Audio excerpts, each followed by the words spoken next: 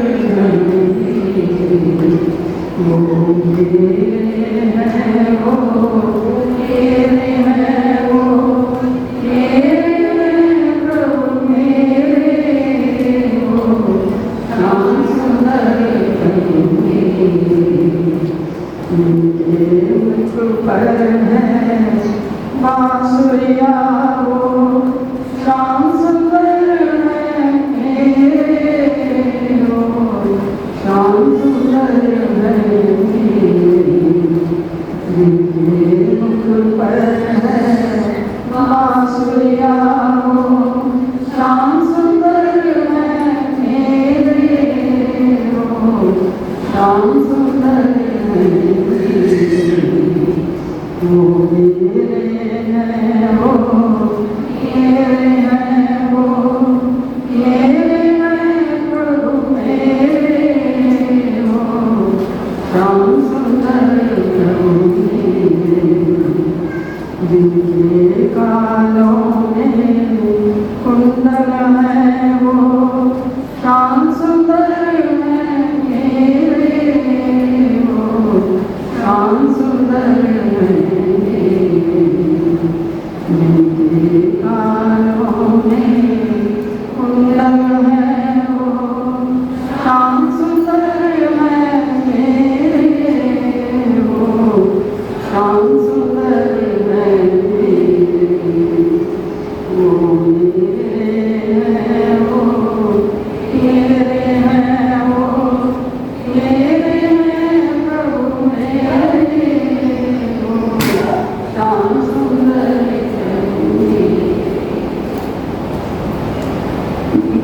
जिनके सिर पर है मोर मुकुट वो श्याम सुंदर है मेरे वो श्याम सुंदर है वो मेरे हैं वो मेरे हैं वो मेरे हैं प्रभु मेरे वो श्याम सुंदर प्रभु जिनके नैनों में अगाध प्रेम हो श्याम सुंदर है मेरे वो श्याम सुंदर है जिनके नैनों में अगाध प्रेम हो श्याम सुंदर है मेरे वो श्याम सुंदर है वो मेरे हैं वो मेरे हैं वो मेरे हैं प्रभु मेरे वो श्याम सुंदर प्रभु मेरे मैं उनकी हूँ वो मेरे हैं वो मेरे हैं प्रभु मेरे वो श्याम सुंदर प्रभु मेरे वो श्याम सुंदर प्रभु मेरे वो श्याम सुंदर प्रभु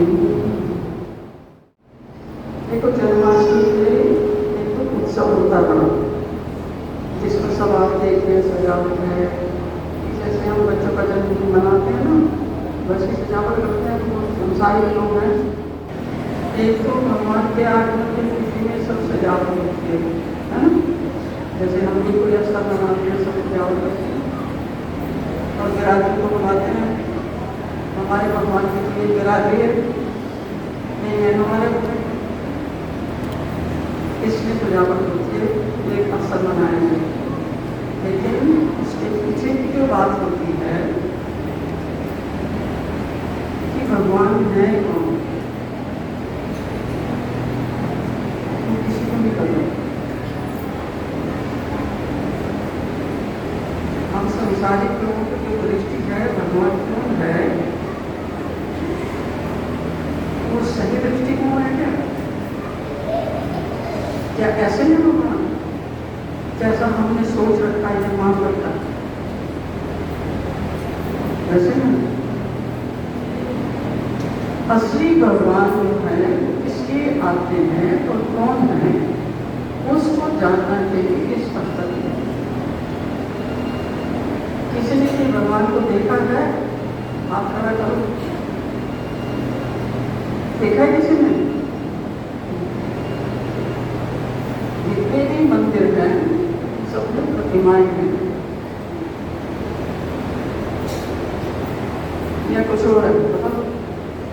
प्रतिमाएं एक से एक सुंदर प्रतिमा है। जो प्रतिमा बना रहा है उसने देखा उसको दर्शन है प्रतिमा।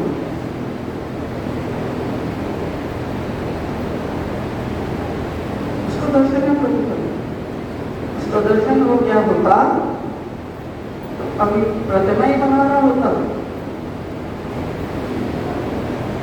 विचार करो।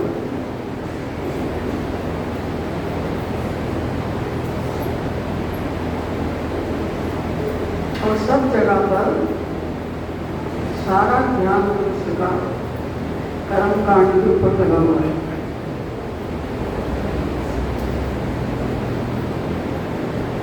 मतलब कि बाहर की दृष्टि जागृत है और बाहर जो हो रहा है उसी को देखने में व्यस्त है। और एक बात याद रखो, बाहर जो कुछ भी हो रहा है वो सारा एक छलावा है, वो सारा झूठ का व्यवहार है। क्योंकि जो चीज आंख से दिखती है वो स्थायी रहने वाली है, उसको देखने वाली आंख वो स्थायी रहने वाली है। जब जो ऑब्जेक्ट को देख रही है जब वो ही स्थिर नहीं है तो जिसको वो देख रही है वो स्थिर रहने वाला है। जितनी भी प्रतिमाएं हैं इसमें क्या चीज काम करती है? आपके जो भाव हैं ईश्वर के प्रति वो काम करते हैं। जैसे आपके अंतर्मन के भाव हैं, जैसे आप भाव रखोगे वही भाव आपको प्रतिमा में दिखेंगे। हजारों लाखों करोड़ों मंदिर हैं, तो सभी मंदिरों में देवी देवताओं की मूर्तियां स्थापित हैं। सब एक जैसी नहीं है। किसी भी दो मंदिरों में भी मूर्तियां एक जैसी नहीं है। क्या बता रहे हैं आपको मेरे बारे में? किसी को कुछ पता नहीं। मूर्तियां तो हमने बनाई ना, अपनी बनाई हुई चीज को हम कह रहे हैं ये भगवान है। मतलब आपको अहमियत किसकी हो गई? जिसने भगवान बनाया। आदमी ने बनाई है मूर्ति। महान कौन हुआ? आदमी या भगवान? महान कौन हुआ? आदमी। ये भक्ति, ये है कृष्ण, ये है उनका उद्देश्य।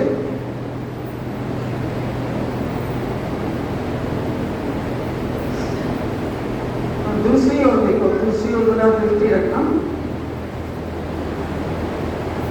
ये शरीर जो है आपका, इसको आपने बनाया, किसी मूर्तिकार ने बनाया।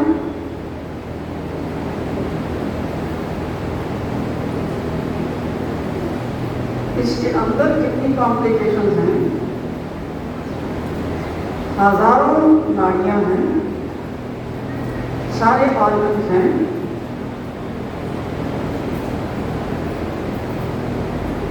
3-4 ट्रिलियन समझते हैं, अरब खरब ऐसी ऐसी चीजें अंदर भरी पड़ी हैं। वो किसी आदमी ने बनाई है। माँ ने जो गर्भ में रखा उसने बनाई है। माँ को पता होता है कि मेरा बच्चा कैसा होगा, होता है उसको पता। उसको पता मैंने बच्चे की आंख कहाँ लगानी है।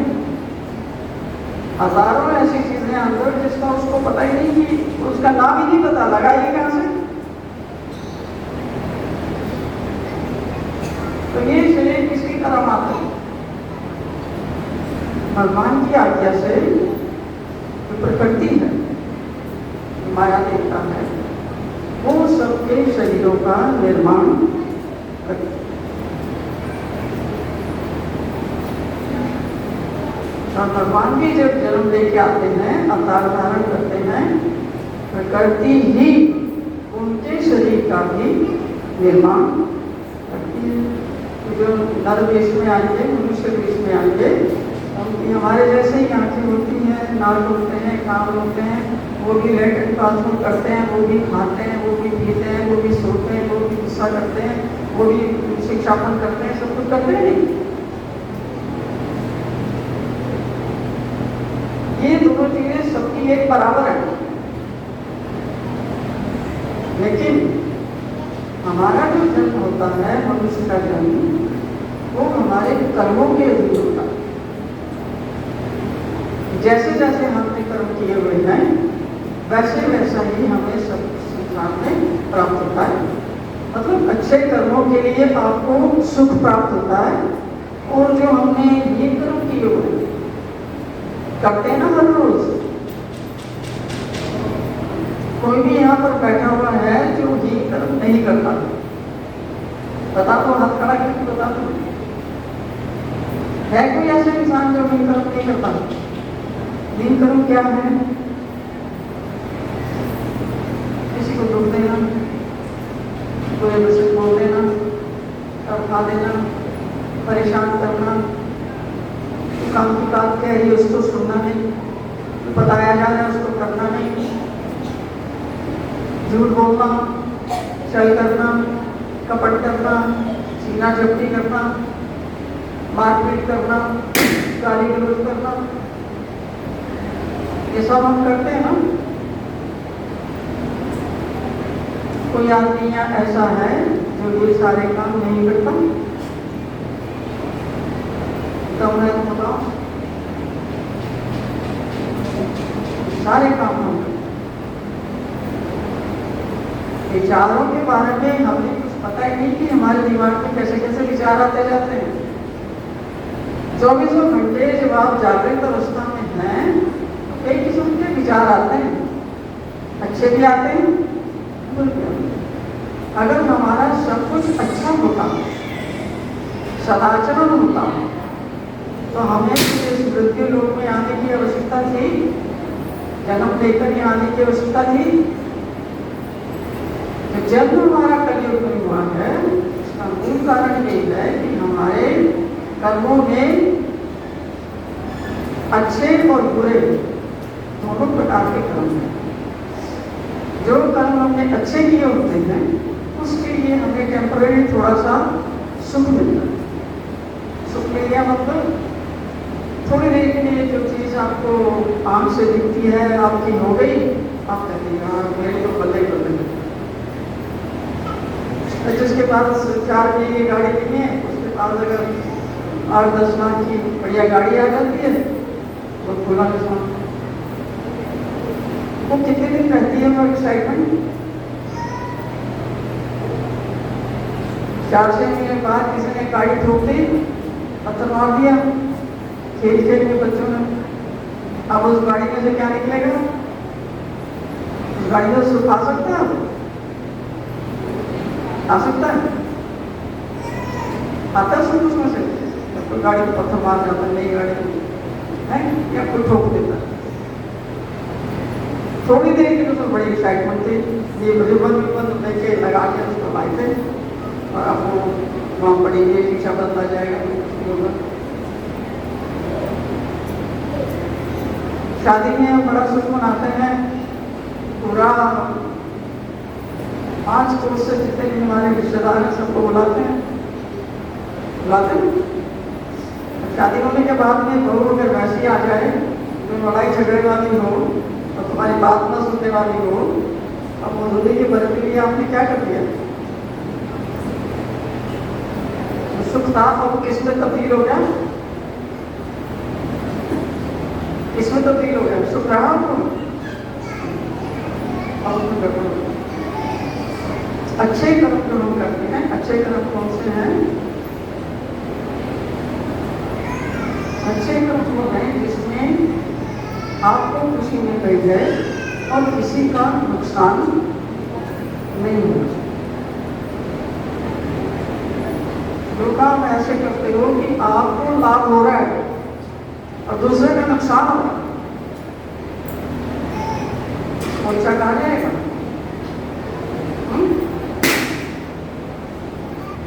जो हम अच्छे कर्म करते हैं उसके लिए हमारे जीवन में सुख आता है और जो हम गलत कर्म करते हैं उसके लिए हमारे जीवन में दुख आता है। भगवान जब आते हैं तो यही चीज समझाने के लिए आते हैं। तो कह रहे मैंने आपको इस दुनिया में भेजा है कि दुनिया में जितनी भी बढ़िया से सुंदर चीजें हैं वो सब मैंने आपके लिए बनाई है। पेड़ हैं, पौधे हैं, पक्षी हैं, जलचर हैं, नक्षत्र हैं, बगीचे हैं, उद्यान हैं, झरने हैं, पहाड़ हैं, कितनी कितनी सुंदर चीजें प्रकट हैं। हम लोग उसका कोई आनंद ले पाते हैं? उसका कोई मायना है हमारे जीवन में? नहीं, क्योंकि हम अपनी जो सीमित सोच है उसके कारण बंधे पड़े हैं। बस अपने परिवार में जो कुएं का मेंढक होता है ना, तो कुएं में ही रहता है। वो कह रहा है यही बहुत मस्त जिंदगी है कुएं में। तो कह रहे बेटा आगे करके देख लेगा ना, मैं नहीं जाऊँगा, पता नहीं चले क्या होगा। वो मेंढक उसे खुश है। और जो एक आधा मेंढक ऐसा होता है, चलो मैं ट्राई करता हूँ, देख लेता हूँ, और ज़्यादा गंभीर हो गया तो वापस आने लोग हैं।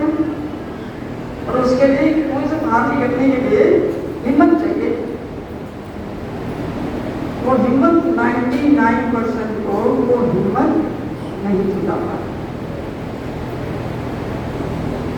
और उस हिम्मत की प्रेरणा देने के लिए ही भगवान बार बार जो है अवतार धारण करके आते हैं कि तुम चाहो तो उसमें से निकल सकते हो, मैं तुम्हें जबरदस्ती नहीं निकालना चाहता। भगवान का सिद्धांत है कि जो आदमी, जो व्यक्ति जिस चीज में लगा हुआ है वो उसको उसी में लगा रहना कहना चाहता है। अर्थात वो किसी के साथ भी किसी भी प्रकार की जबरदस्ती नहीं करता। आपको ऑप्शंस देते हैं, उसमें चॉइस आपकी होती है कि आपने क्या करना है।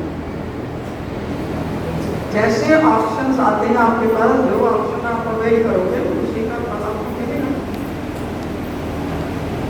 एक ही मकसद है उनके आने का, कि आपको बताना है कि जो भी चीज आप आंख से देख रहे हो,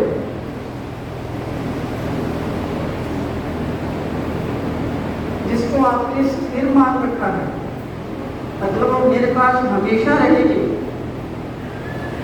उसी भ्रम को दूर करने के लिए आते हैं कि ऐसी इस जहान में या किसी भी और जहान में ऐसी कोई भी वस्तु नहीं है जो हमेशा आपकी रहने वाली। हमारी सबसे प्यारी वस्तु कौन सी है? सबसे ज्यादा हमें प्रेम किससे है?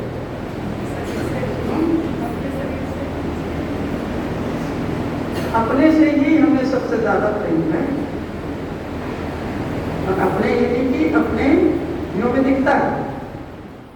तो भगवान का जो अवतार होता है सिर्फ एक चीज को बताने के लिए होता है कि असली वस्तु कौन सी है और नकली वस्तु कौन सी है, किसको आपने पकड़ना है और किसको आपने समझना है।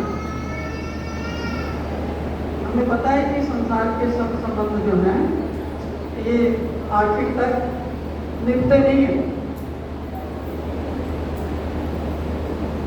और हमारे कहने से तो कुछ होता नहीं है। आपका जन्म क्या आपकी चाहत से, आपके कहने से हुआ? किसी ने पूछा था आपको? नहीं ना। जाने का टाइम आएगा तो पहले तो पूछेगा भैया तैयार हो जाने के लिए। हमारा जीवन तो ऐसा है कि ना तो इसकी शुरुआत का बिगिनिंग पॉइंट का कुछ पता है, तो ना इसके अंतिम पॉइंट का कुछ पता है। दोनों छोर जो है अज्ञात है। बीच में हमें जो कुछ दिखता है हमारा माइंड कहता है कि हाँ ये सत्य है, और उसको हम सत्य मान के उसकी असलियत को ना जानते हुए, जब तक आपको उसकी असलियत का नहीं पता आप उसको सत्य को मानते हो, अभी तो सारा दिन इसमें लगता है कि मेरा बेटा, मेरी बेटी, मेरा पति, मेरी पत्नी, मेरा घर, मेरी बिल्डिंग, मेरा मकान, मेरी गाड़ी। जो आदमी ऐसा बोलता है उसको सत्य का पता है, कुछ खबर है उसको सत्य की वास्तविक चीज क्या है, पता है किसी को?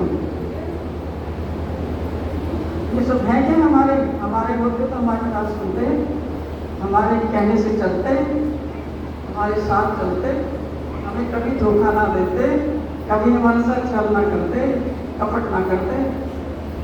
एक ही व्यक्ति आपके जीवन में ऐसा है जिसको आप कह सकते हो कि हाँ ये मेरा आज्ञाकारी है, इसने आज तक मेरे विरुद्ध कुछ नहीं किया। है कोई? एक भी बता दो, एक भी नहीं है। तो उन सबको हमने अपना मान रखा है। उसका मूल कारण ये है कि हमने जो हमारी मूलभूत है जो भूल है वो ये कि हमने अपने शरीर को ही अपना मान रखा। हमारे शरीर के आगे हमें किसी चीज की और पहचान नहीं। ये शरीर तो जड़ है और मृत प्राय ही है।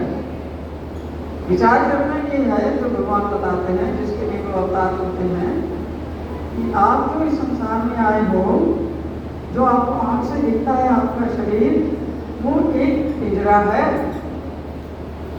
और आप वो चेतन आत्मा जो उस पिंजरे के भीतर जो चेतन पक्षी है, पक्षी चेतन है ना, पिंजरे के अंदर पिंजरा जड़ है तो पक्षी चेतन है। पक्षी जो चेतन है, पक्षी बोलता है, खाता है, बात करता है, उसको भूख लगती है, वो सोता है, बीमार भी होता है ना? पिंजरा बीमार होता है नहीं? पिंजरा बीमार होता है, पिंजरे को भूख लगती है। ये चीज देखने की सार वस्तु क्या है और असार वस्तु क्या है, नित्य क्या है और अनित्य क्या है, शाश्वत क्या है और बिगड़ने वाला क्या है, ये बात बताने के लिए भगवान अवतार हुए। हर साल उनकी जन्माष्टमी मनाते हैं। उसका उद्देश्य यही है कि भगवान जो कहना चाहते हैं उसको हम समझने की कोशिश करें, ताकि उनके आने का जो मकसद है वो पूरा हो जाए।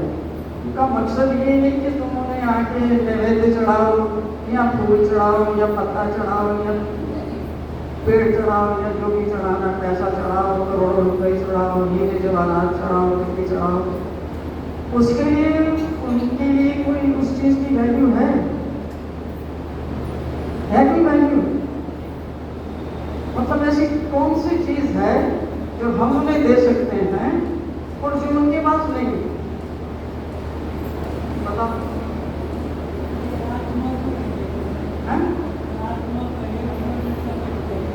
बेटे आत्मा जो है ना, आत्मा ही शब्द है, शब्दों से काम नहीं चलता। शब्द जो है ना, शब्दों से काम नहीं चलता। शब्द हमने पढ़ी, एक आत्मा एक परमात्मा है। बात ये जरूरी है कि अगर आपको समझ में आया है कि आप एक आत्मा हैं और उस चीज को आपने अपने व्यवहार में लाया है, तब उसका कोई जानने का फायदा है। आत्मा का शब्द जो जिसने भी गीता पढ़ी है तो सबको पता आत्मा ही है, लेकिन क्या इस चीज से आप लाभ उठा रहे हैं? अगर हमारी बुद्धि में हमारा शरीर ही है सामने, शरीर ही आता है ना सामने, आत्मा तो एक शब्द है। आत्मा का जो अनुभव है, मेरी वास्तविकता क्या है, मेरी आत्मा कैसी है, उसका किसी ने भी अनुभव किया है? तो शब्द बिल्कुल बेकार है। शब्द क्या है कि मेमोरी होती है, यहाँ पर एक यूनिट मेमोरी में वो फील है कि आत्मा है, मैं आत्मा हूँ, लेकिन उससे आप कोई लाभ बना सकते हैं। सारा दिन क्या करते हैं हम? आत्मा को सामने रख के कुछ काम करते हैं, शरीर को सामने रख के काम करते हैं। मेरा इसमें कितना फायदा है, मेरा इसमें कितना नुकसान है, ये मेरा संबंधी है, इसको मैं ये दूँ, ये मेरी संबंधन है, इसको मैं ये दूँ, इसको ये दूँ, इस भाई के साथ इतना करूँ, इस भाई के साथ इतना करूँ, व्यापार में इतना लगाऊँ, दूसरी तरफ में इतना लगाऊँ। ये सारे जो हम काम करते हैं ये हमारे शरीर को दुख करके किए जाते हैं। आत्मा की जानकारी क्या फायदा होगा? जानकारी वो आपके काम आती है जिसको आपने अपने जीवन में अनुभव किया है और उसको आप अपने जीवन में उतार के अपना जीवन जी रहे हो। कोई नहीं है जो अपने आप को एक आत्मा मान करके जीवन जीता है। हाथ खड़ा करके दिखाओ।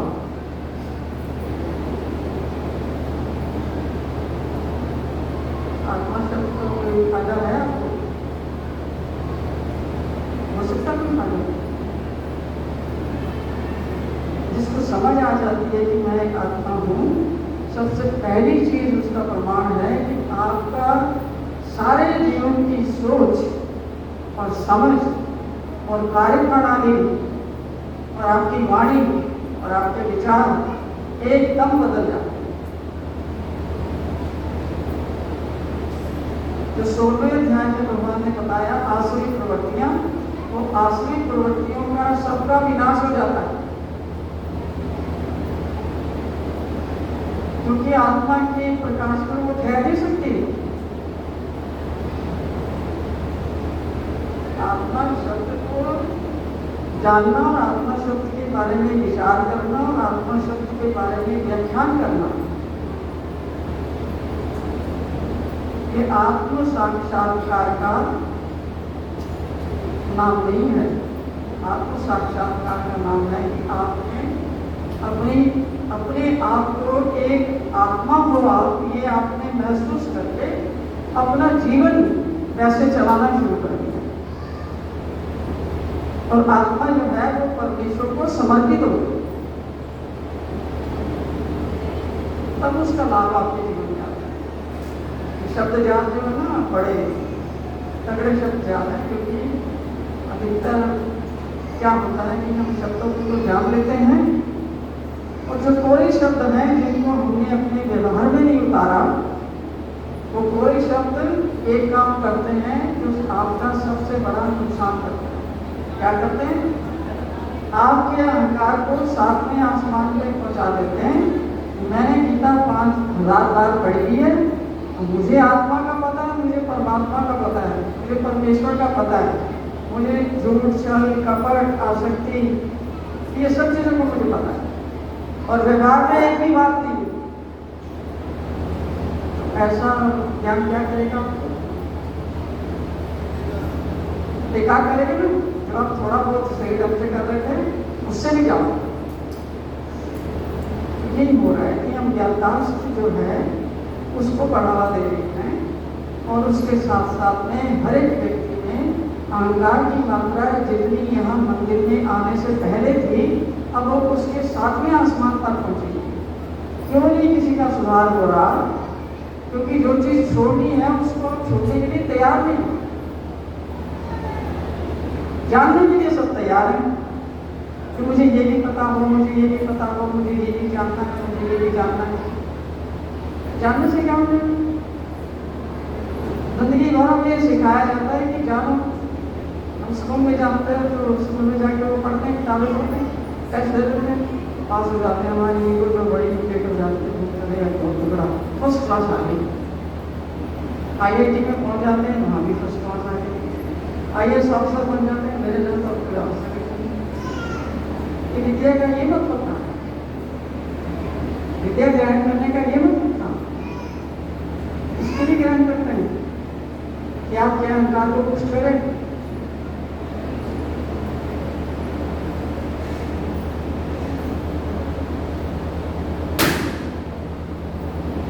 भगवान जी किसी भक्तों में से आपने सुना है कि वो महा अहंकारी था और वो भगवान का भक्त था? सुना है?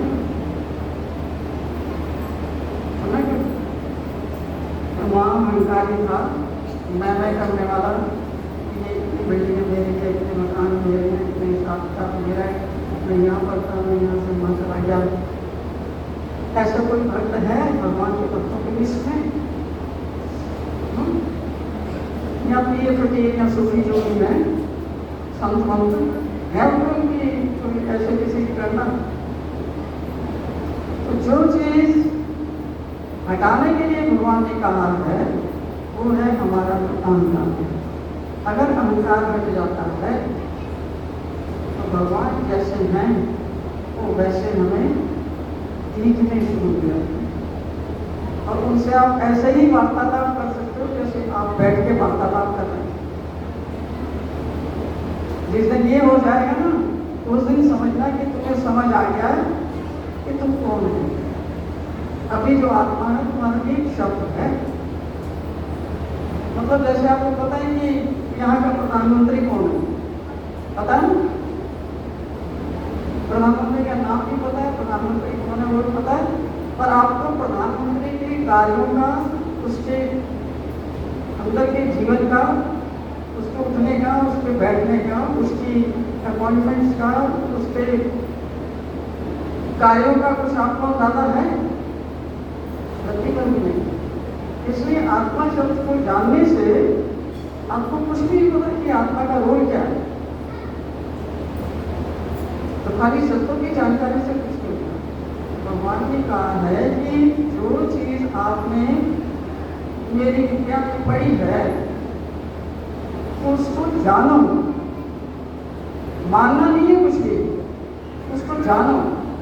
10वीं जगह पर भगवान ने कहा है कि मुझे जानो, जैसा मैं हूं वैसा जानो, जैसे आप हो अपने आप को जानो, देवी देवता कौन है उनको जानो, प्रकृति क्या है उसको जानो। मानने के लिए उन्होंने कहीं नहीं कहा, क्योंकि जानना ही काफी है। जानना यानी कि समझ का काम है। एक बार आपको कोई चीज समझ आ जाती है तो उससे आप लाभ उठा सकते हैं।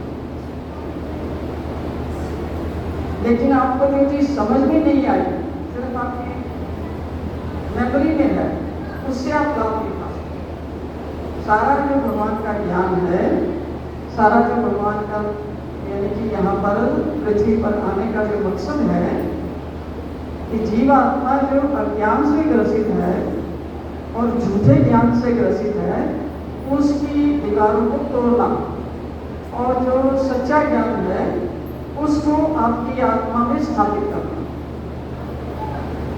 तो तब तक आते रहेंगे किसी न किसी रूप में, जब तक हम अपनी आत्मा को पहचान नहीं देते और अपनी आत्मा के कल्याण के लिए कोई प्रयास नहीं करते, तब तक वो आते रहेंगे और बताते रहेंगे, और तब तक तुम्हारा भी जन्म होता रहेगा। कभी स्त्री के रूप में, कभी पुरुष के रूप में, कभी पशु के रूप में, कभी जर्जर के रूप में, कभी किसी रूप में, वो होता ही रहेगा। तो वो अपने बारे में बताते हैं कि हालांकि मैं तुम्हारे जैसा ही दिखता हूँ। ये जो उनकी प्रतिमा बना रखी है तो इंसान ने बनाई है तो इंसान जैसा ही बनाएगा। जबकि उसका एक सिर है, उसकी 2 आंखें हैं, उसके हाथ है, उसका रोड है, उसका नाक है, उसका ये, तो इंसान तो इंसान के जैसे बना देगा। अगर जानवर जो है वो कोई मूर्ति बनाएगा भगवान की, कैसे बनाएगा? अपने जैसे बनाएगा। बंदर जैसी बना देगा, हाथी जैसी बना देगा, मगरमच्छ जैसी बना देगा। तो जैसा है वैसे तो बनाएगा। इसमें भी किसी ने अपनी कल्पना डाली है। तो ये जो मूर्ति है जिसको हरि मंदिर कहते हैं, इसका नाम है हरि मंदिर। एक काम जरूर करो, ये जो आपका शरीर है इसको एक मंदिर की तरह रखो। इसमें हम कितना कचरा डालते हैं, दुनिया जहाँ का कचरा है वो हम कहाँ डालते हैं? कहाँ डालते हैं? इसी में डालते हैं। सारे विचार जो हम न्यूज़ से लेते हैं, मीडिया से लेते हैं, दूसरे तत्वों से लेते हैं, हमारे रिश्तेदार हमको देते हैं, ऐसे तो बेकार है, तेरे से कुछ नहीं होगा, तू नहीं कुछ कर पाएगी, तू नहीं कुछ कर पाएगी, तो हमेशा नहीं करता रहा है, तुझे कुछ नहीं दिया। अब एक विचार उन्होंने दे दिया और हमने क्या किया, हमें यहाँ किया। अब आपको कुछ करने देगा, आपको आगे बढ़ाने देगा, आप जो विचार रखिएगा। दुनिया से जो भी चीज हम ग्रहण करते हैं उसको हम अपने अंदर रखते हैं। मतलब उस बात में कोई सच्चाई नहीं है। जो आपको ऐसे विचार देने वाला है वो व्यक्ति क्या सुलझा हुआ समझदार व्यक्ति है जो आपसे ये बातें कर रहा है? कितनी बेवकूफी की हद हो गई। जो किसी ने कह दिया वो आपने क्या किया, या रख लिया और अपना एक वो बना लिया कि हाँ मैं ऐसा ही हूँ, सब कह रहे हैं ऐसा तो ऐसा ही होगा। भगवान की बात हमने सुनी नहीं सुनी। भगवान कह रहे हैं कि तुम्हें किसी ने बनाया नहीं है, मैंने अपनी आज्ञा से प्रकृति को आदेश देके कि तुम्हारा हरिमंदिर बनवाया है। और इस हरिमंदिर मंदिर अगर है तो मंदिर में तो प्रतिमा तो होनी चाहिए। बगैर प्रतिमा के तो मंदिर होता है?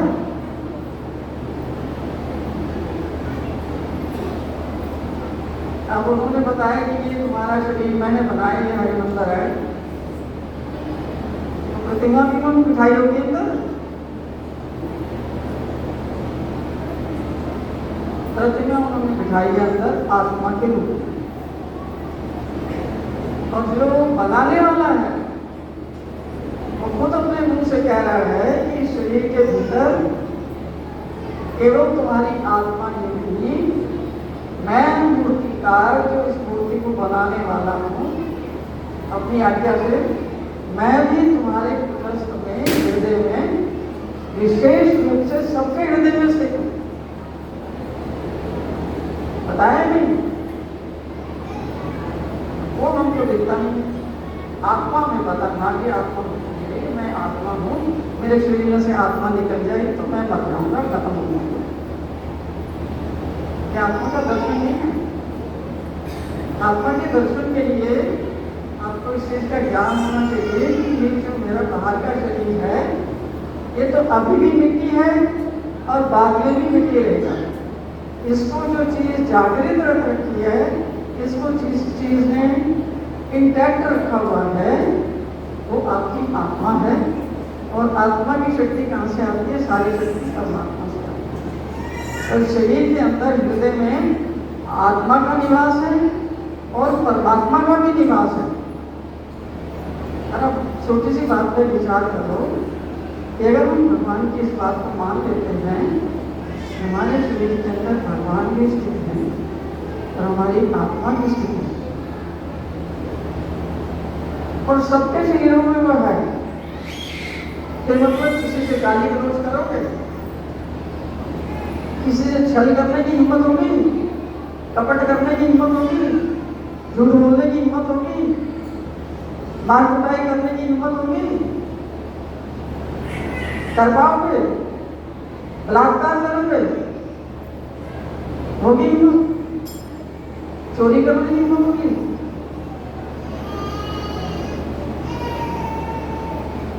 कोई भी गंदा काम तुमसे नहीं हो पाएगा, कितनी भी कोशिश करो हो नहीं पाएगा। एक बात से मानूंगा कि उन्होंने कहा है सर्वस्व चाहम हृदय सन्निविष्ट हो, मैं सबके हृदय में विशेष रूप से स्थित हूँ। और भी उन्होंने कहा है कि मुझे सेवक ये कन्हैया और कान्हा ही मत मानना, ये तो मेरा शरीर है, ये तो सब नष्ट होने वाला है, ये मैं कितने दिन तक संभालूंगा इसको? बाहरी शरीर तो सबका नष्ट होता है ना। तो करें इस बात के ऊपर ध्यान दो कि असली वस्तु जो है उसका कभी नाश नहीं होता।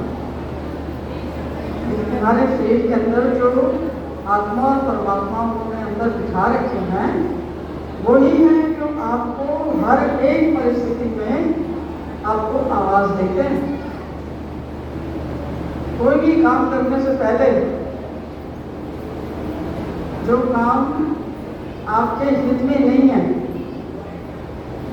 ठीक है, जो काम आपके हित में नहीं है उसको करने से पहले अंदर से आपकी आत्मा आवाज देती है।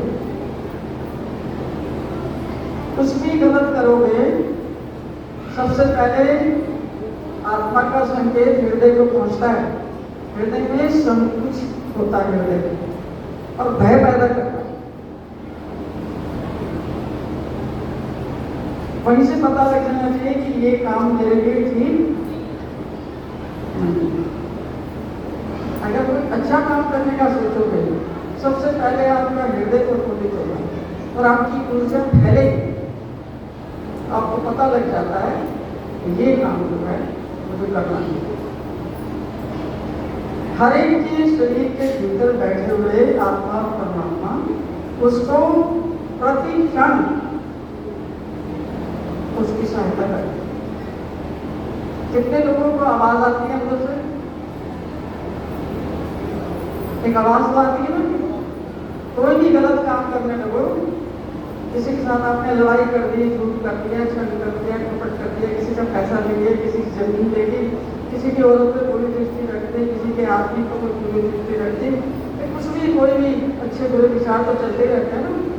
एक व्यक्ति को एक दिन में 60 से 70 हजार विचार आते हैं और हर विचार जो है ये चीजें साथ में लेके आता है। तो अच्छा विचार है वो आपको प्रफुल्लित करता है, आपके चेहरे में मुस्कान लाता है, आपकी ऊर्जा को बढ़ाता है, आपकी चेतना को ऊपर ले जाता है। और हर गंदा विचार आप में संकुचन पैदा करता है, बीमारी पैदा करता है, विड्रॉवल पैदा करता है, भय पैदा करता है। वहीं से आपको पता लग जाना चाहिए कि ये काम मैंने नहीं करना। कितने लोगों को ऐसा कुछ संकेत अंदर से आता है? अच्छा, दूसरा सवाल है कि संकेत तो दे दिया उन्होंने, वो अपनी बात तो कर दी, बेटा ये मत कर, फंसेगा। उसको सुनते कौन लोग हैं? सुनता कोई नहीं। मुझसे बातें करना 2-3 ग्राम विचार करना। पहले कि ये जो आपका शरीर है ये आपने नहीं बनाया, भगवान का बनाया हुआ शरीर है। और उन्होंने यहाँ पर जैसे मंदिर होता है, मंदिर के अंदर प्रतिमा बिठा रखी है आत्मा की, और स्वयं वो भी इस शरीर में विद्यमान है। ये इसलिए उन्होंने सब किया और ये ज्ञान प्रकट किया ताकि हम जितने भी लोग हैं हमारे जीवन में, एक आदमी कम से कम 500 लोगों को जानता है जिनके साथ में उठता है, बैठा है, खाता है, पीता है, बराबरी बोलते हैं जिसको, उसको भी किसी एक को भी ये चीज समझ आ जाए तो कम से कम 500 लोगों का तो फायदा हो जाएगा। इसको आप समझो कि जब उन्होंने ये शरीर बनाया तो मैं इस शरीर का दुरुपयोग आत्मा के विरुद्ध कभी न सकती। जिस चीज की आत्मा गवाही देती है उसी को सत्य मानकर उसी को चुनो। ना माँ की सुनो, ना बाप की, ना भाई की, ना पति की, ना पत्नी की, किसी और की। हमारी प्रॉब्लम ये है कि तुम उस आवाज को सुनते नहीं हो और तुम काम करते हो थोड़ा पति को खुश करने के लिए, पत्नी को खुश करने के लिए, समाज को खुश करने के लिए, व्यवहार को खुश करने के लिए।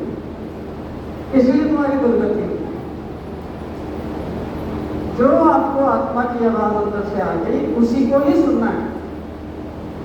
हम लोग क्या करते हैं, रिश्तेदारी में, परिवार में जितने भी लोग गलत काम कर रहे हैं हम उनके साथ खड़े पाए जाते हैं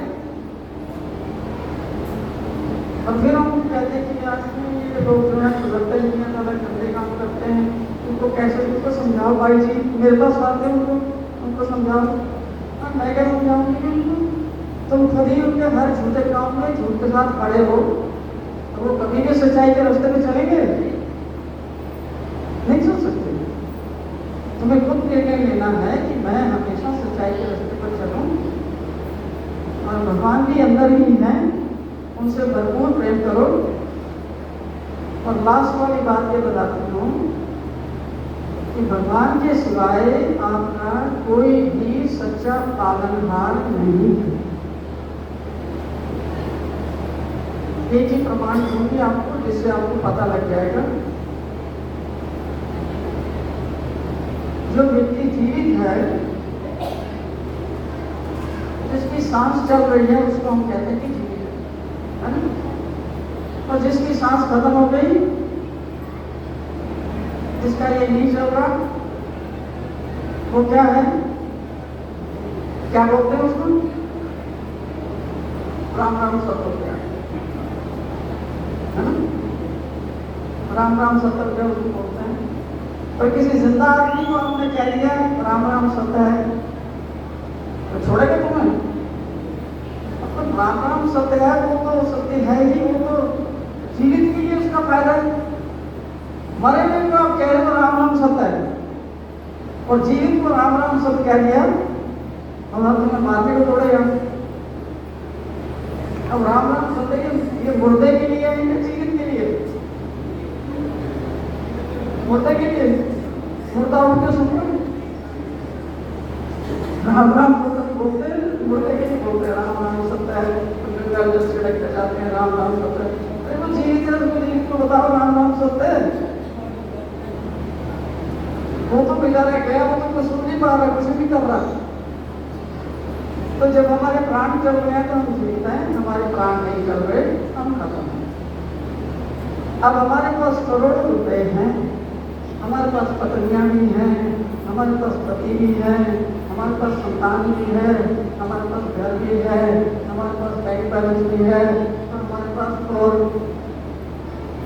बड़े बड़े कॉन्टैक्ट्स भी हैं जिनकी शरण में हम जाते हैं। मुझे बताओ इन सबको इकट्ठा कर लो, ये तुम्हें 2 मिनट के लिए जीवित रहने दे सकते हैं?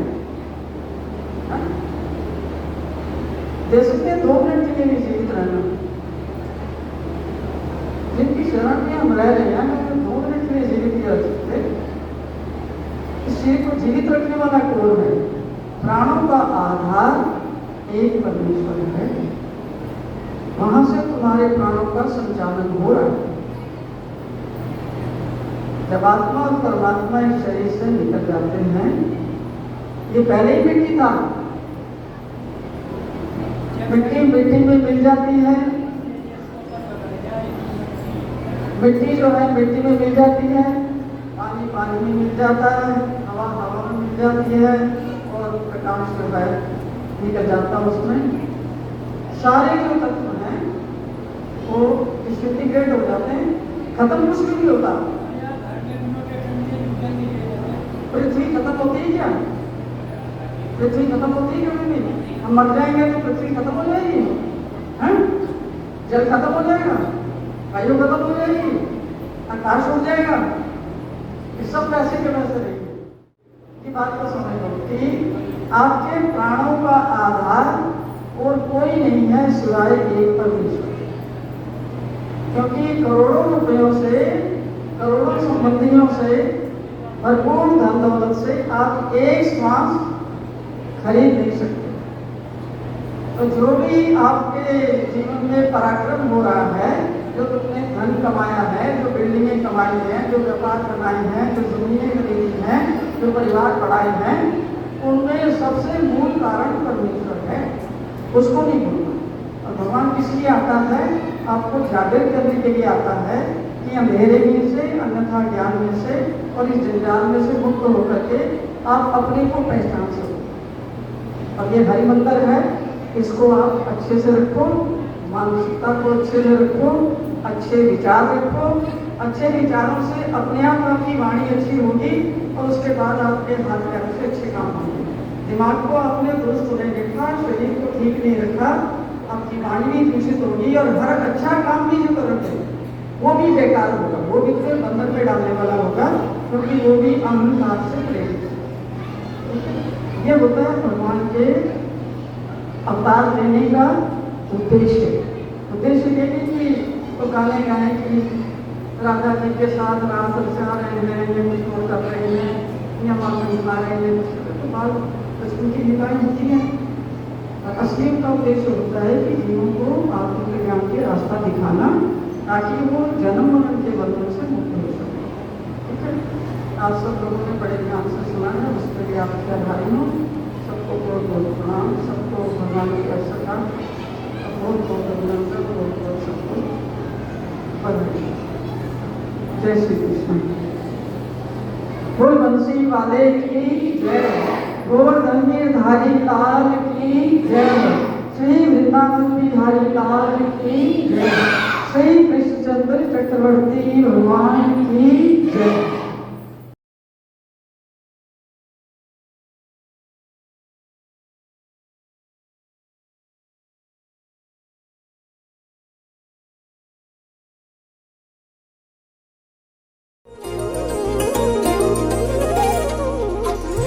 छोड़ के अपने गोपी ग्वाले कहाँ गए गिरधारी, वृंदावन में पग पग ढूंढूं मैं, पग ढूंढ तुम्हारी।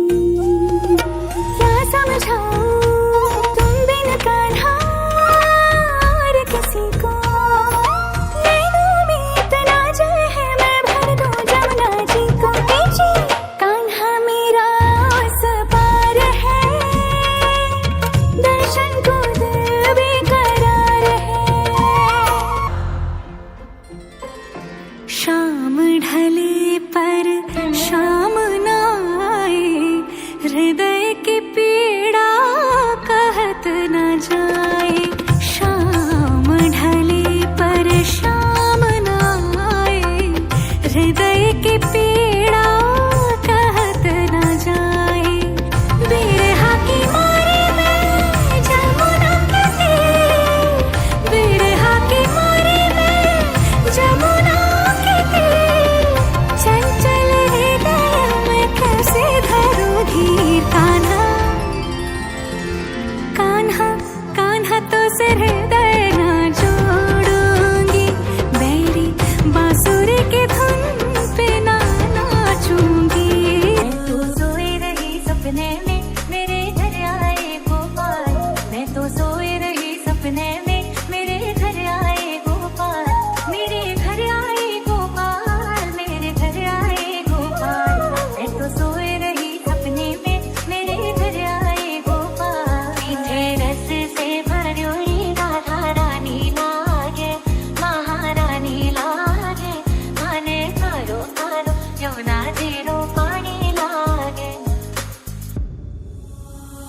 सुनी जो तेरी मुरली, चली रे चल दे पिया मुरी वो जुलमी। गाऊं तेरे ही गीत ये मैं तेरी हो गई, चढ़ गई तेरी प्रीति रे। राधा तेरे धुन में कृष्णा से खो गए, मैं राधा तेरी धुन में कृष्णा से खो गई। बंसी बजे जब तेरी मैं तेरे हो गई, बंसी बजे जब तेरी मैं तेरे हो गई। मनिहारी का भेष बनाया, शाम चूड़ी बेचने आया, छलिया का भेष बनाया, शाम चूड़ी बेचने आया। ओ मेरे कान्हा, ओ मेरे कान्हा, ओ मेरे कान्हा, ओ मेरे कान्हा। रोम रोम खिले नाम से जिसके, प्रेम करे जो कान्हा उसके। रोम रोम खिले नाम से जिसके, प्रेम करे जो कान्हा उसके। ओ मिट्टी में जाके डूब गई कश्ती मेरी, हाय कब से जल रही थी बस्ती मेरी। हाय मिटने वाली ही थी हस्ती मेरी, हाय कब से जल रही थी बस्ती मेरी। कृष्णा जी आए बचाए मुझे, ओ माया भी माया दिखाए मुझे। काहे का डर है कृष्णा के होते, फिर चाहे लोग जलाए मुझे, तन पर वस्त्र न खाने को रोटी, न चांदी न सोना न हीरे न मोती। कोई माने या ना माने मैं तो ये मानूं कि कृष्णा ना होते ये दुनिया ना होती। कृष्ण कृष्ण मेरा तू ही तो है एक अपना, कृष्ण कृष्ण मेरे कृष्ण कृष्ण मुझे दिल में तेरे ही रहना। प्राण प्रिय मेरे कृष्ण कृष्ण, श्याम प्रिय मेरे कृष्ण कृष्ण, ब्रज दुलार यशोदा का लाला है बंसी वाला मेरा कृष्ण कृष्ण। प्राण प्रिय मेरे कृष्ण कृष्ण, श्याम प्रिय मेरे कृष्ण कृष्ण, ब्रज दुलार यशोदा का लाला है बंसी वाला मेरा कृष्ण कृष्ण। कृष्ण कृष्ण कृष्ण कृष्ण कृष्ण कृष्ण कृष्ण कृष्ण।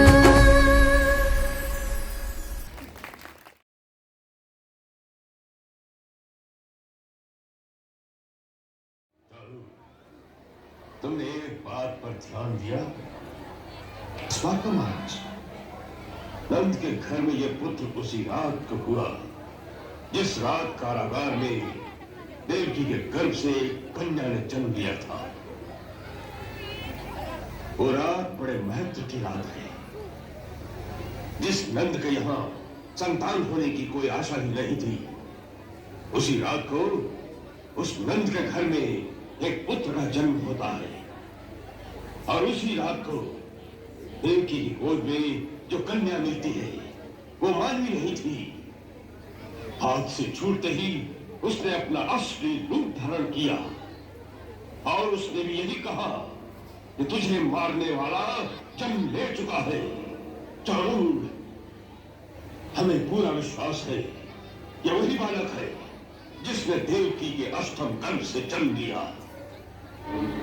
कारागार से निकलकर किस प्रकार वहां पहुंचा, किसने द्रोह किया, इसका पता लगाना चाहिए। जरूर अब इस बात का पता लगाना असंभव है महाराज, क्योंकि उस रात बंदी गृह में जितने प्रहरी थे जो इस प्रकार द्रोह कर सकते थे, उन सबको आपकी आज्ञा से हाथी के पैरों तले मरवा दिया गया। अब उस रात की कहानी सुनाने वाला कोई जीवित नहीं। वो जीवित नहीं रहे, किंतु वो बालक हमारा काल जीवित रहेगा।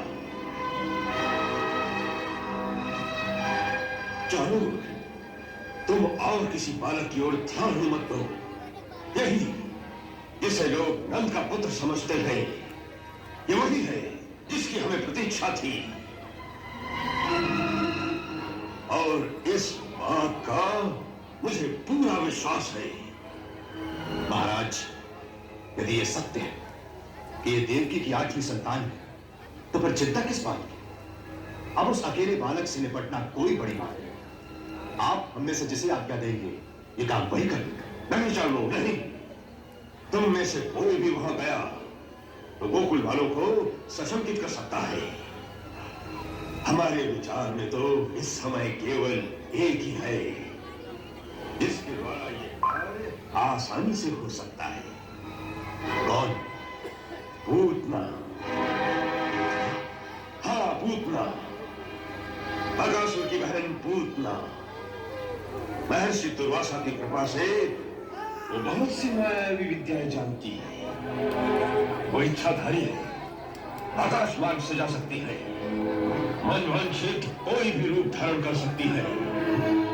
गोकुल में उसे कोई भी नहीं पहचानेगा। बकासुर, तुम आज ही जाकर पूतना को हमारे पास आने के लिए कहो। तुम्हारे साथ हमारे युद्ध में उसने हमें अपना भाई बनाकर तुम्हारी प्राण रक्षा की थी। उस रिश्ते को निभाने का समय आ गया है। उसे कहो तुम्हारे भाई को तुम्हारी आवश्यकता आ पड़ी है, और उसे कुछ मत कहना। हमारे पास आने पर हम उसे समझाएंगे कि इस बालक का नाश कैसे करना होगा। जाओ।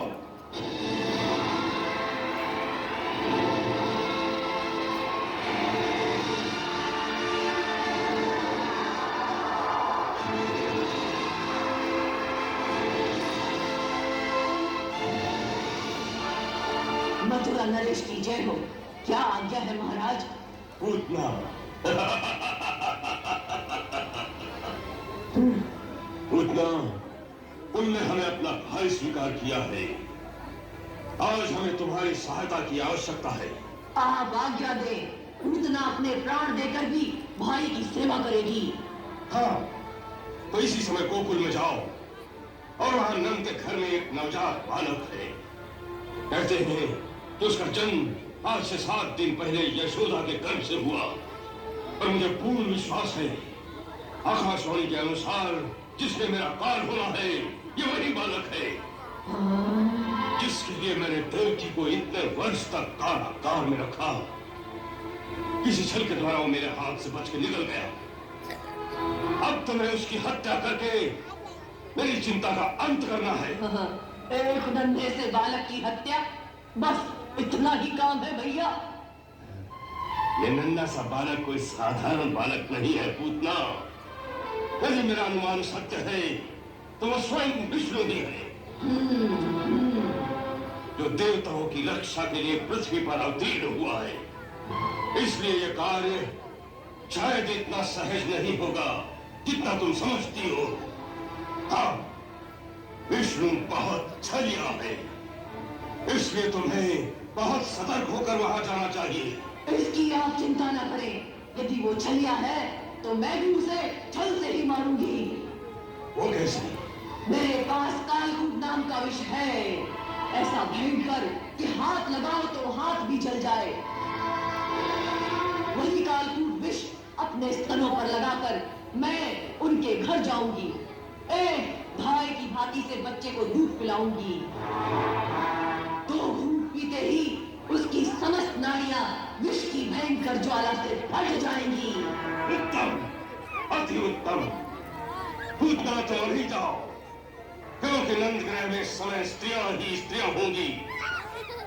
पुरुष तो गोधूली के समय ही घरों में आएंगे। अच्छी बात है, मुझे आज्ञा दीजिए। जाओ और विजयी होकर आना।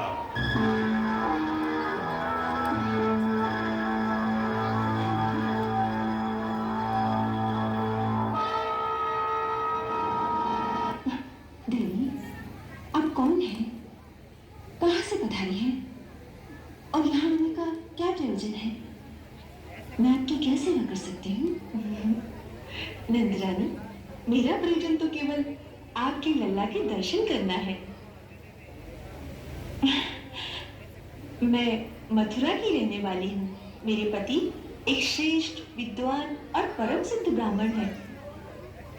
उन्होंने दिव्य दृष्टि से देखकर मुझे ये बतलाया कि नंद राय के घर में एक महान आत्मा ने पुत्र के रूप में जन्म लिया है, जिसका दर्शन बड़ा ही मंगलकारी है। इसीलिए मैं तेरे द्वार पर आई हूँ।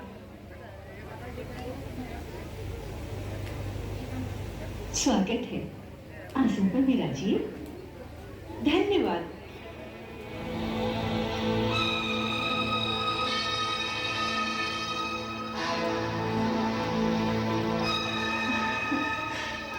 ब्राह्मण पत्नी हूँ, इसलिए कोई भेंट तो नहीं दे सकती, लेकिन तेरे बालक को आशीर्वाद अवश्य दे सकती हूँ।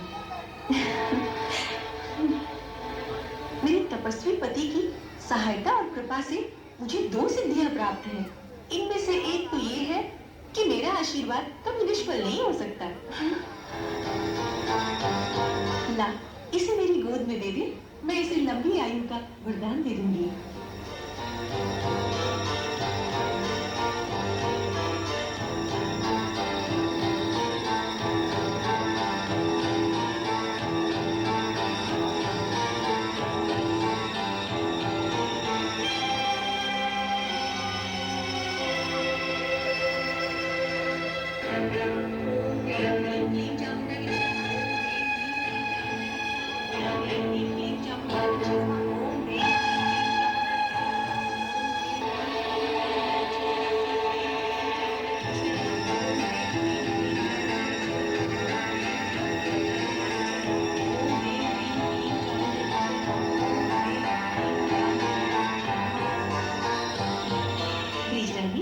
तुम्हारा ये बालक कोई सामान्य बालक नहीं है, ये तो कोई अद्भुत चीज दिखाई पड़ता है, जैसे देवमुख।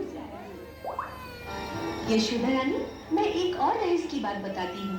मैंने कहा था ना कि मुझे 2 सिद्धियां प्राप्त है। उनमें से दूसरी ये है कि मेरे स्तनों से निरंतर अमृत रस झरता रहता है, जिसके पीने से तेरा पुत्र अमर हो जाएगा। अतः मैं इसकी धाय बनकर इसे अपना दूध पिला देती हूँ।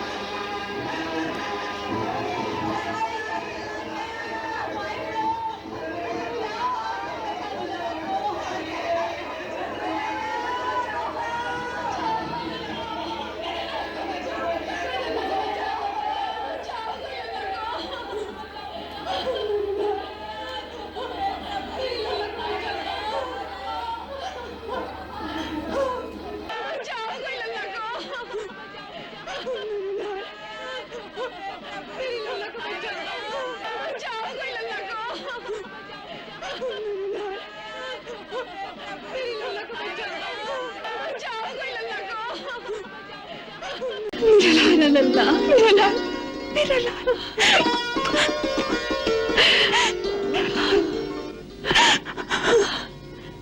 मेरा लाल।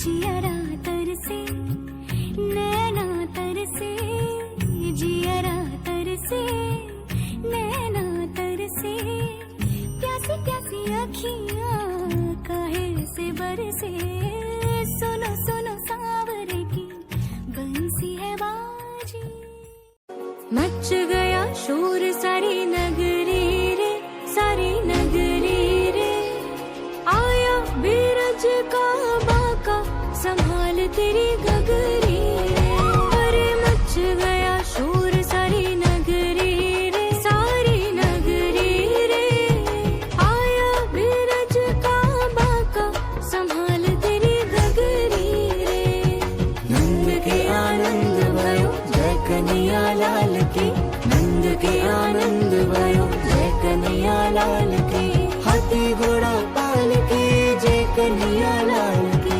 हाथी घोड़ा पाल की जय कन्हैया लाल की नंद के आनंद भयो जय कन्हैया लाल की नंद के आनंद भयो जय कन्हैया लाल की ओ मेरे प्यारे बांके बिहारी बस तेरे ही गुण गाऊं मेरा रोम रोम तेरा नाम से महके मैं कृष्णमयी हो जाऊं ओ मेरे प्यारे बांके बिहारी बस तेरे ही गुण गाऊं, मेरा रोम रोम तेरे नाम से महके, मैं कृष्णमयी हो जाऊं। कृष्ण की दीवानी राधा लगा प्रेम का रोग, छोड़ के सब तेरा नाम रटूं, मैं मिलने की है वो। कृष्णमयी हो जाऊं कान्हा इस संसार में, अकल मेरी बोराए कान्हा पूरे प्यार में।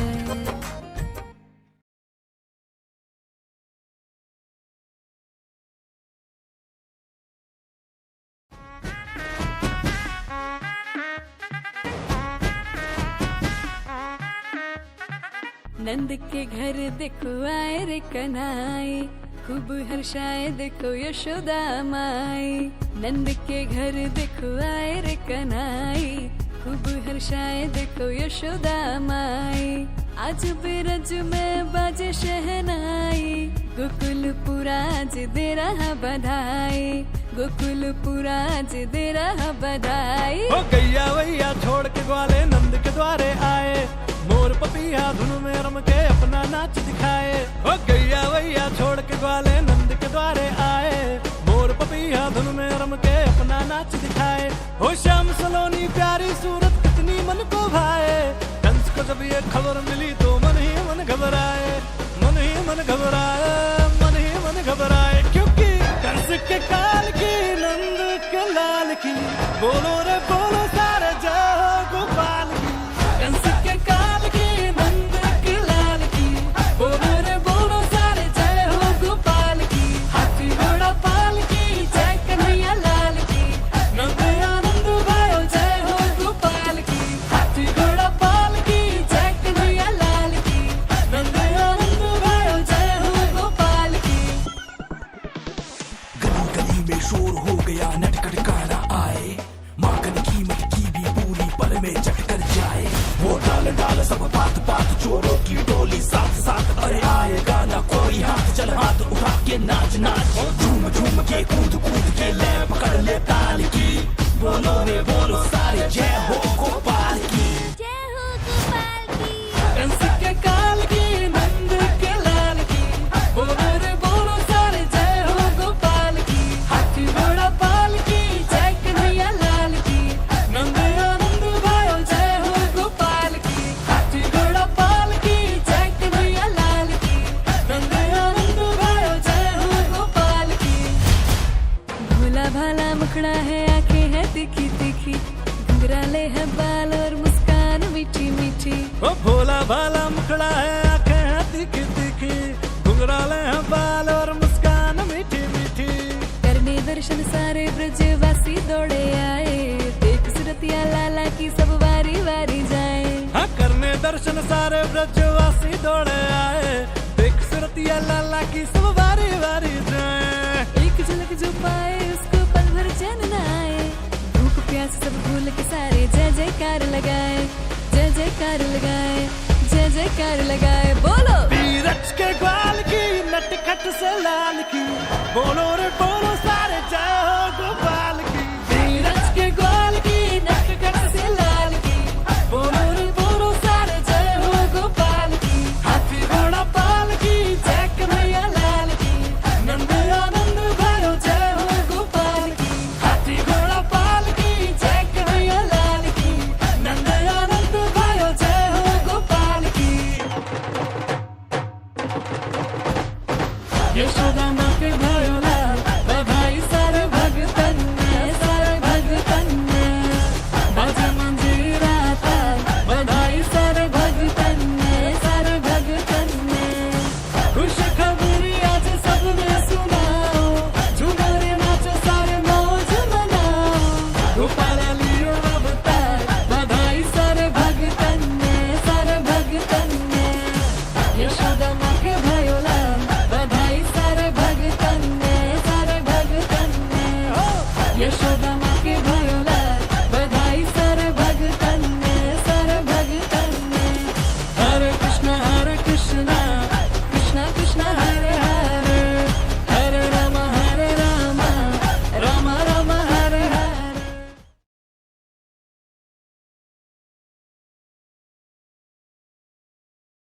देखो बाबा, जो दे रही हूँ उसे आप स्वीकार करो।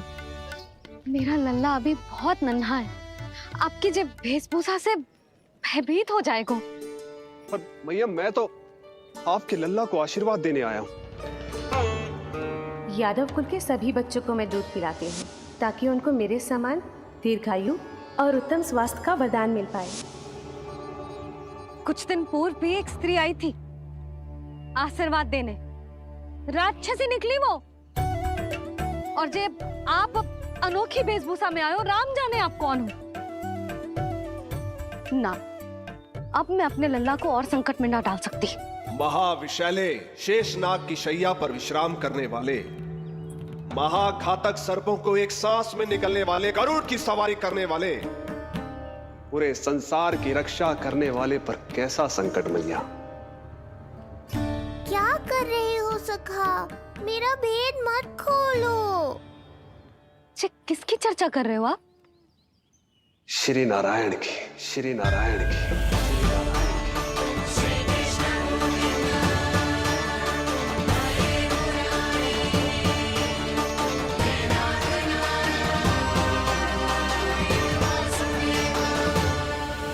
पर क्यों? बात मेरे लल्ला की चल रही है और आप कहाँ श्री नारायण पर चले गए? आप बहुत विचित्र बातें कर रहे हो बाबा। अब तो बिल्कुल ना मिलने दूंगी अपने लल्ला से। बस एक बार मैया। बाबा, मैंने कही ना, ना का अर्थ ना। आप सच्ची में बहुत भोले हो भोले शंकर। मैया को मनाना भी नहीं आता आपको। बस मैया, बहुत हुई आपकी हट। अब आप इस जोगी की हट देखोगी। अब मैं तब तक यहां से नहीं जाऊंगा जब तक आपके लल्ला को जी भर कर निहार नहीं लेता। मत जाओ। मैं यहीं आपके द्वार पर बैठ जाऊंगा मैया। हाँ बाबा, बैठ जाओ। जितना समय मन करे उतने समय तक बैठो आप, किंतु मेरे लल्ला को ना देख पाओगे। मैया, आप मुझे पहचानती नहीं है। मैं 10 सहस्त्र वर्षों तक समाधि में बैठ सकता हूं। जब आपका लल्ला बड़ा हो जाएगा, उस पर आपका कोई अंकुश नहीं रहेगा, तब मिल लूंगा उससे, पर बिना मिले लौटूंगा नहीं। सखा, इतना आसान नहीं है मेरी मैया से जीत पाना। आप 10 सहस्त्र वर्षों तक बैठ सकते हो, तो मैं भी 20 सहस्त्र वर्षों तक ये द्वार बंद रख सकती हूँ। पीछे का द्वार खोल दूंगी, मेरा लल्ला खेलने जाएगा, आ जाएगा, किंतु आपसे ना मिलने दूंगी। आप होंगे बड़ी हठी, किंतु मैं भी मैया हूँ। एक मैया के हट को पहचानते तो जे ऐसी चुनौती ना देते आप। लो, कर लो बात। अब क्या करोगे भोलेनाथ? तो अब यही निश्चित हुआ। मैं तब तक यहां से नहीं हटूंगा जब तक आपके पुत्र से भेंट नहीं कर लेता। मैं तब तक यहां से नहीं हटूंगा जब तक आपके पुत्र से भेंट नहीं कर लेता।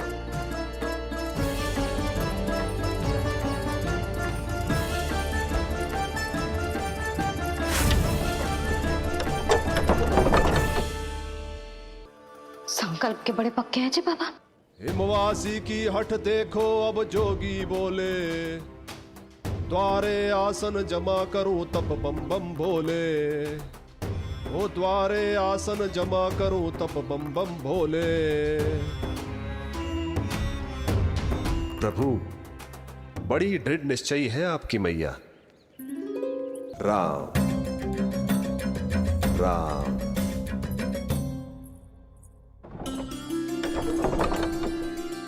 मिलने दो ना मैया।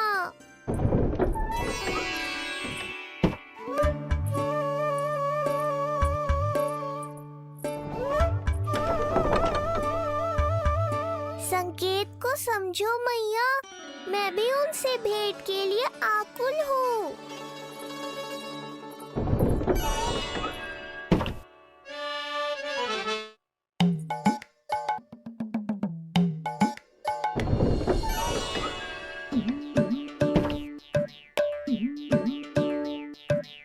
ये बाबा ने तो अति ही कर दी।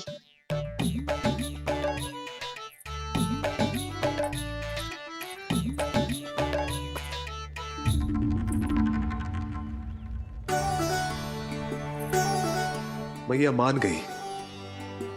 चेष्टा भी मत करना। मैंने क्या किया? मैया को चकमा देना आसान नहीं है। अब क्या करूं मैं? एक ओर मेरी सुरक्षा को तत्पर मैया है, तो दूसरी ओर है मेरे दर्शन को उतावले महादेव।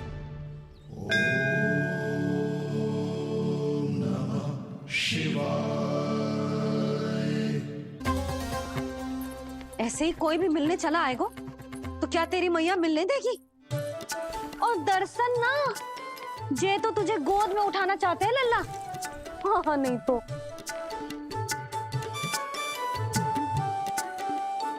मैं भी उनकी गोद में जाना चाहता हूँ मैया। अब मान जाओ ना, कृपा कर दो ना महादेव पर। कब से प्रतीक्षा कर रहे हैं प्रभु।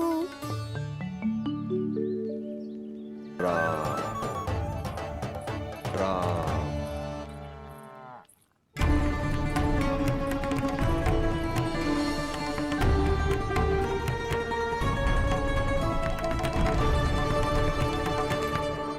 हे नारायण, ममता और सुरक्षा के भाव के सामने कृपा का भाव हार रहा है। मुझे भय है कि मैया आपके दर्शन करवाने की दया मुझ पर नहीं करेंगी। अब आप ही कुछ कीजिए प्रभु, मनाइए अपनी मैया को।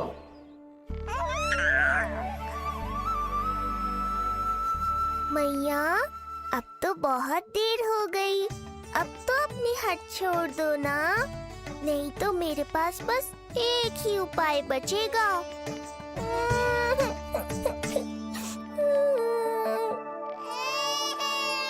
हाँ? क्या हुआ लल्ला?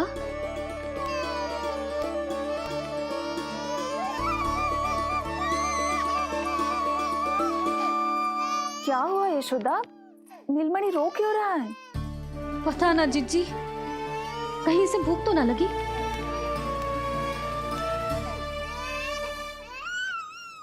लगता है मेरी तरह आप भी मुझसे भेंट के लिए व्याकुल है नारायण। सो जा लल्ला, मेरा प्यारा लल्ला, प्यारा लल्ला, सो जा लल्ला। क्या होगा? हाँ जे देख, जे देख, जे देख, घोड़ा, घोड़ा। सो जा लल्ला। जीजी इसको क्या होगा? है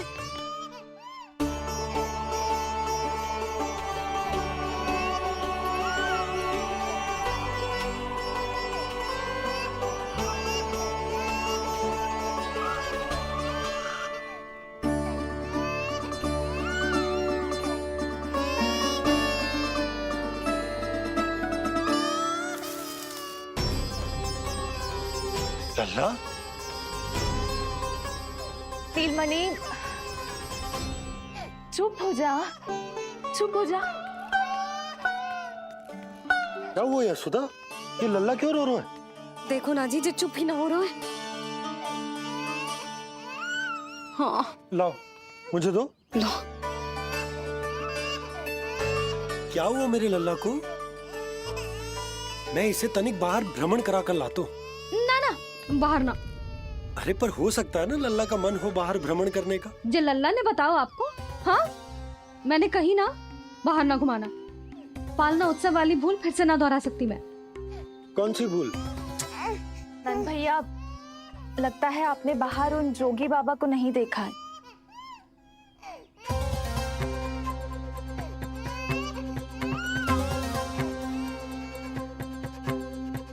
कौन है जय बाबा? अरे जे बहुत हट्टी बाबा है, इनकी कहीं ना मानी तो हट ठान के द्वार के आगे बैठ गए। लाओ लाओ लाओ। हो सकता है नीलमणि इन्हीं के कारण रो रहा हो। जे क्या कह रहे हो जीजी? नन्हे बालक ईश्वर स्वरूप होते हैं। इन बाबा की इच्छा पूरी ना करके हम इन्हें दुखी कर रहे हैं। हो सकता है नीलमणि उन्हीं के दुख से दुखी हो रहा हो। जे कैसे संभव है जीजी? यशोदा, गोकुल का राजकुमार है जे।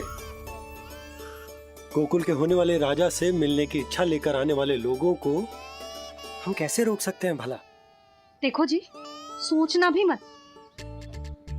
इन बाबा ने मुझे चुनौती दियो है, मैं इनसे हार ना सकती। अरे जे को चुनौती की बात है क्या यशोदा? तुम्हारे इस हट के कारण क्या संदेश जाएगा गोकुल में? अरे मैं गोप नरेश हूं, अपने प्रजा की इच्छा का सम्मान करना मेरा कर्तव्य है। और जे बाबा भी राक्षस निकले तो? इतनी शीघ्र भूल गए क्या हुआ था हमारे लल्ला के साथ?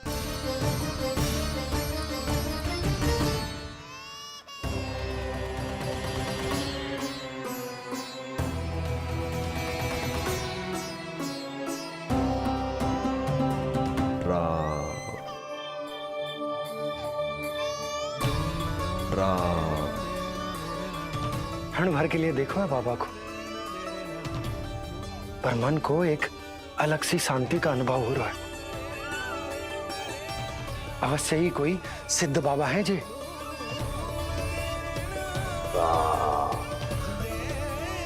देखो कैसे राम नाम का जप कर रहे। कोई राक्षस ऐसा करेगा भला? बस निर्णय हो गया, अब इस विषय में कोई बात ना होगी। अरे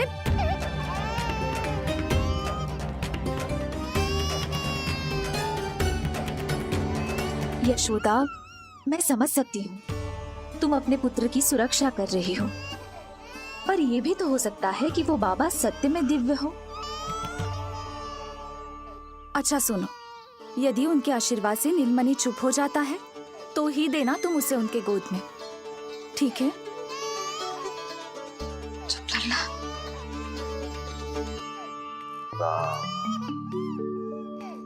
बाबा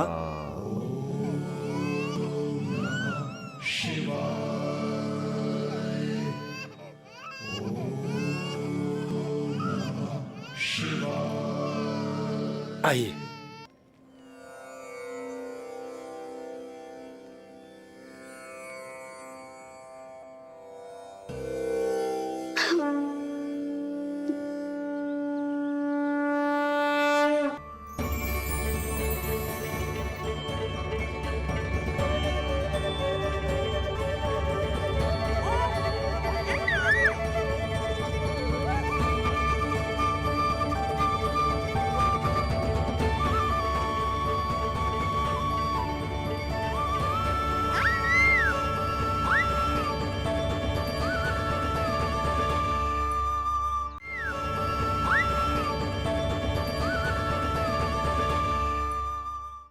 संभालिए अपने लल्ला को।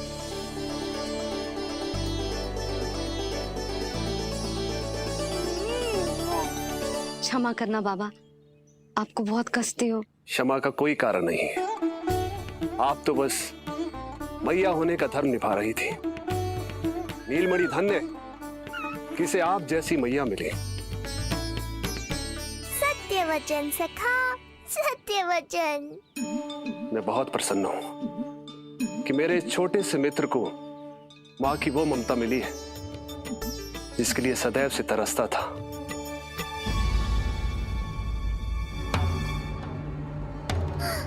ना ना ना सखा, क्या कर रहे हो? भेद खोलने के पीछे क्यों पड़े हो आप? जैसे एक मां तड़पती है अपने पुत्र के स्नेह के लिए, वैसे ही एक पुत्र भी तरसता है अपनी मां की ममता के लिए। फिर चाहे वो कोई साधारण बालक हो या स्वयं नारायण का अवतार।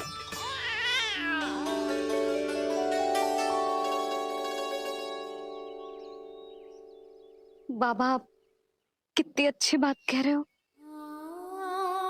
हृदय प्रसन्न होगा। आपके लिए कुछ लाऊं? बस दर्शन मिल जाए तो लौटते समय यशोदा मैया के हाथ का माखन अवश्य ले आइएगा मेरे लिए। बस आपके शुभ हाथों से बने माखन की मटकी दे दीजिए मैया, मेरा सारा संसार उसी में समा जाएगा। अवश्य, अभी लाई। लो जी, अभी।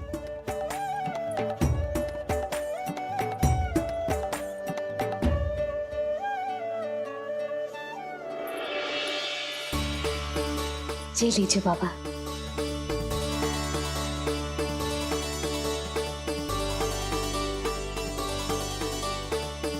आप सब प्रसन्न रहें, स्वस्थ रहें, दीर्घायु हो, यशस्वी हो।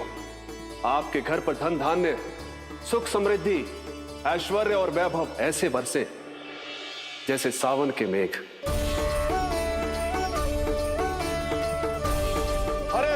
हरे राम, राम राम हरे हरे, हरे राम राम राम हरे हरे।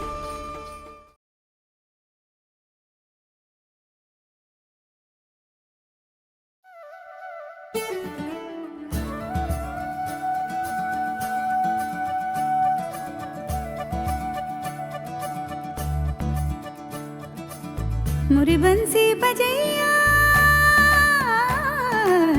नंदलाला कन्हैया, मुरी बंसी बजैया नंदलाला कन्हैया, मुरी बंसी बजैया नंदलाला कन्हैया। मुही मुही ऐसे नहीं छेड़ो सावरे, सुन सुन माँ से नहीं खेलो दावरे, जाके यशोदा से कह दूंगी रे, कान्हा सो जा जरा, ओ कान्हा सो जा जरा, लुक छुप के तक यूं ना मोही, कान्हा सो जा जरा, ओ कान्हा सो जा जरा, नैनों से ना छूना मोही, कान्हा सो जा जरा, ओ कान्हा सो जा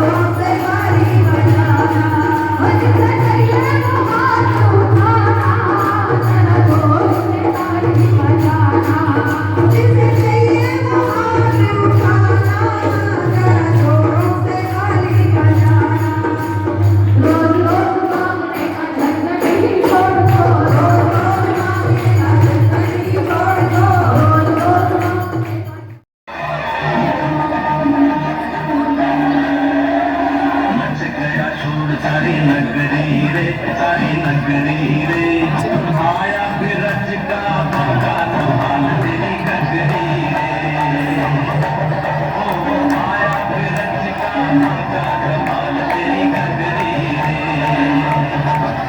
आया मच गया शोर सारी नगरी रे सारी नगरी रे आया बिरज का भागा धमाल तेरी गगरी रे ओ आया बिरज का भागा धमाल तेरी गगरी रे